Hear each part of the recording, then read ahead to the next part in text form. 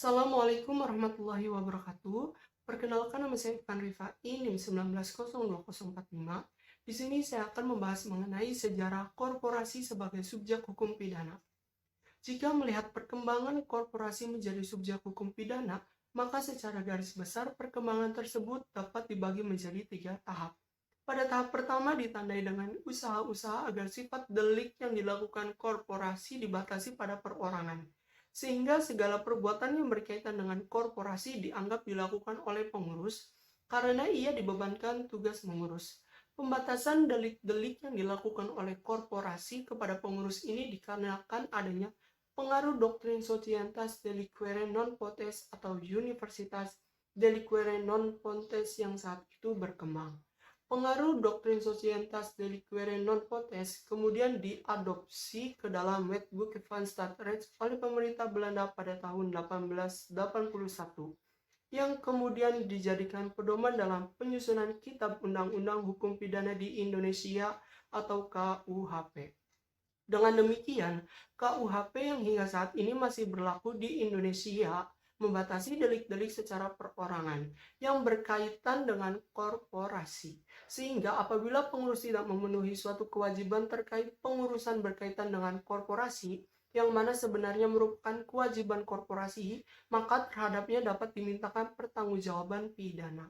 Pada tahap kedua selanjutnya sudah muncul pengakuan terhadap korporasi dapat melakukan suatu tindak pidana dader. Akan tetapi dalam hal pertanggungjawaban, penuntutan dan pemindanaan atas hal tersebut masih dibebankan kepada pengurus dari korporasi tersebut.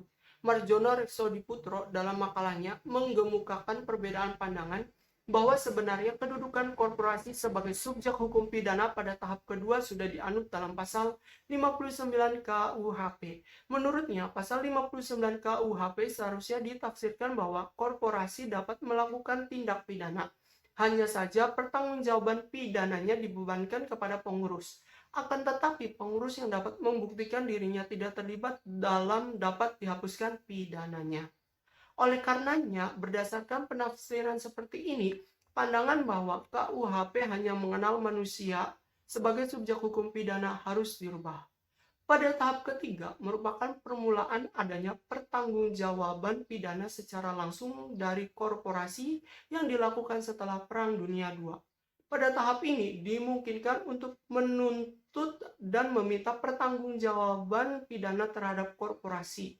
Remelig terkait dengan hal ini menggemukakan bahwa adanya kemungkinan untuk menuntut pertanggungjawaban pidana secara langsung terhadap korporasi dimulai sejak adanya aturan pada hukum pidana fiskal Belanda yang memungkinkan untuk menuntut pertanggungjawaban pidana terhadap korporasi berkaitan dengan penggelapan pajak yang mengakibatkan kerugian negara.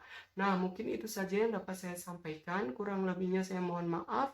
Untuk pembahasan selanjutnya dibahas oleh teman saya. Terima kasih.